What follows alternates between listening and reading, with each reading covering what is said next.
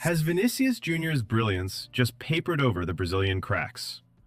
On the eve of Brazil's opening World Cup game, Vinicius Jr. declared, "I am not here to be the best player of the tournament. I am here to help Brazil get back to the top." And, as we saw, the supremely talented forward absolutely delivered on that promise on the pitch at the New Jersey-New York Stadium. Brazil, the five-time world champions, were trailing Morocco by 1-0, and frankly, looked like the decidedly second-best team. But then, a moment of pure brilliance from Vinicius Jr. on the biggest stage of all brought them back to level terms. He received the ball on the left side of the penalty area from Bruno Guimaraes' pass, cut back inside onto his right foot, and then unleashed a brilliant strike right into the roof of the net. It was a goal truly fitting for the World Cup, an outstanding display of quality that pulled his team out of a huge hole. In fact, it saved Brazil from losing their first opening game at a World Cup since 1934. Despite that spectacular equalizer, they couldn't quite secure an opening win in Group C. The match ultimately ended in a 1-1 draw, after what former England captain Alan Shearer described as a ragged performance from Brazil. South American football expert Tim Vickery added a poignant observation. Ideally, you want the team to make the stars. Here, you have a case of the star saving the team. We expected more from Brazil. Now, if you're a Brazil fan feeling a bit worried by this performance, it's worth remembering that this expanded World Cup, more than any other, is truly a marathon, not a sprint. Think back to Argentina, for example. They lost to Saudi Arabia in their first game in Qatar 4 years ago, and then went on to be crowned world champions. So, early stumbles aren't necessarily fatal. Brazil, who are still chasing their first World Cup triumph since 2002, are still widely expected to advance to the knockout stage. Their next matches are against Haiti in Philadelphia on June 19th, followed by Scotland in Miami on June 24th. However, there's definitely cause for concern. They looked second best to Morocco for long stretches of the game, seemingly devoid of the swagger we've come to expect from the nation that produced legends like Pelé, Ronaldo, Ronaldinho, and Zico. This current squad, it seems, is overloaded with wingers and noticeably lacking in midfield depth.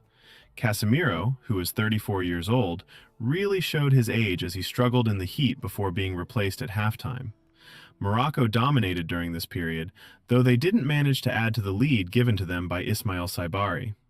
Defender Roger Ibanez also didn't return to the pitch in the second half, as Carlo Ancelotti tried to address the team's obvious shortcomings. "We were expecting more from them," former Uruguay and Chelsea midfielder Gus Poyet commented.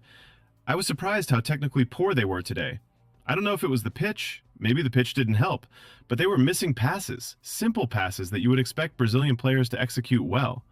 Vickery, however, offered a different perspective. "This is precisely why Brazil is so dangerous.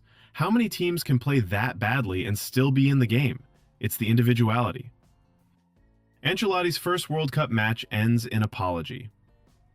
At the age of 67, this was Carlo Ancelotti's very first game as a head coach at a World Cup. On the eve of the match, the five-time Champions League winning boss had said, "This is a beautiful moment for me." Ultimately, he was forced to apologize following his team's rather lackluster performance in the stifling New Jersey heat. "I am sorry we didn't play as well as we hoped," the Italian stated in his post-match media conference. Ancelotti, who is the first overseas coach to lead Brazil at a World Cup, was brought in after a poor qualifying campaign. That campaign saw Brazil's place at the tournament thrown into serious doubt after the team won only 3 of its first 8 qualifiers. The five-time world champions did qualify in the end, but not before suffering 6 defeats in 18 games on their way to finishing 5th in the South American qualifying table. Their latest indifferent performance will only serve to raise more questions than answers. "This is the first match of the World Cup," Ancelotti said. "It wasn't a bad result, but we will keep picking up. We have to do better. That's very clear. We have to have a more balanced team, and we have to be more aggressive. I am not disappointed, but I am not satisfied either. Not everything goes perfectly, and we have to accept criticism." Will Vinicius Jr. become Brazil's darling? Vinicius Jr.'s goal was a moment of breathtaking beauty, the kind we've come to expect from such an outstanding talent. The question now is, Will he kick on and truly write his name into Brazilian folklore? The expectation was for him, by now, to have become the Seleção's leading figure, said Brazilian football expert Marcus Alves. Yet, 4 years on from a penalty shootout exit against Croatia in the 2022 World Cup quarterfinals, doubts remain around him. However, there can be no doubting the sheer quality of his goal here. It was his 10th for Brazil, with 3 of those coming on United States soil. This is where Vinicius Jr. comes into his own, former England goalkeeper Joe Hart observed. He was quiet in the game, of course he was, but you can't criticize players like this on the big stage. He cuts in, smashes it past Bono. What a moment. Vinicius Jr. himself spoke on Friday about how this was the most important time in my life and career. I feel great freedom and sincere trust from Ancelotti. He is sure I can do for the national team what I do for Real Madrid, he added. I want to try to write the history of the country and the national team. We must do everything to win. Brazil, as we saw, came up short against Morocco. Failure at this tournament, especially after a 24-year title drought, would undoubtedly lead to serious questions about how the most successful team in World Cup history moves forward.